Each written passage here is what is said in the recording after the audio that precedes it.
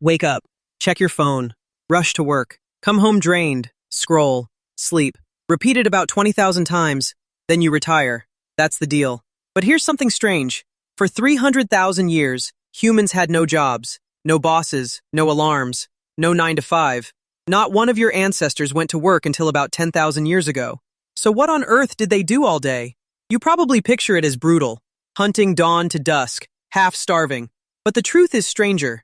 Many may have had more free time than we do today. We know because a few groups still live this way. Anthropologists spent years with hunter-gatherers like the Hadza and the Kung and counted the hours. Some spent only around 15 to 20 hours a week just obtaining food. Marshall Sahlins called them the original affluent society. Not because they had much, but because they wanted little and got it fast. Now, none of this meant life was easy. Children died far more often. A bad injury could be fatal.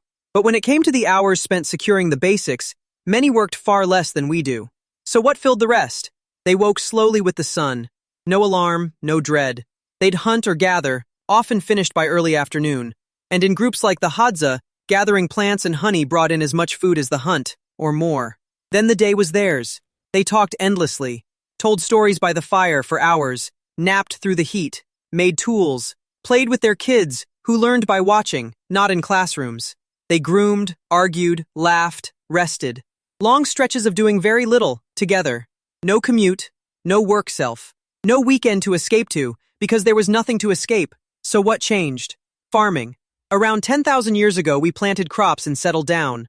And the cruel irony is, farming didn't free us, it chained us. A field has to be tended every single day. For the first time, long, repetitive labor became unavoidable, all year round. And at first it made us worse. The earliest farmers' skeletons show they grew shorter, sicker, more malnourished than the foragers before them. But grain could be stored, and what can be stored can be owned, hoarded, and taxed. So came property, wealth, and bosses.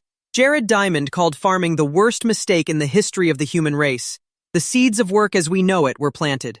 Everything you call normal, the alarm, the 40-hour week, the endless to-do list, is astonishingly new.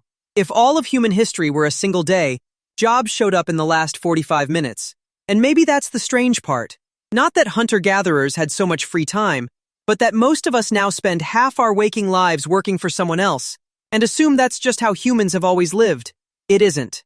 Jobs aren't ancient. They're one of the newest inventions in the human story.